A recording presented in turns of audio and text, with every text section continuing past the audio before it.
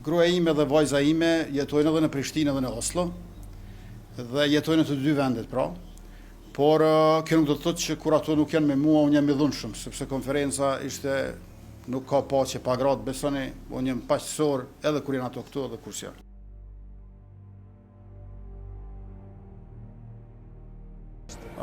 Vajza ime i flet të dyja, flet edhe shqipen njësoj sikur se bashkëmoshatarët e saj, po edhe norvegjishtën. Tash ka filluar që ta kuptoj edhe anglishtën, me cilën shumë shpesh komunikojmë unë edhe gruaja ime. Ajo ka mbaruar edhe një kurs të shqipes në Tiranë, kështu që ajo di shqipen pakrahasimisht më mirë se sa unë norvegjishtën. Me këtë rast, unë kisha dashur ta falenderoj edhe gruan time Ritën, e cila më ka mbështetur tërë këto vite, pa kursim, pa rezervë, pa pushim.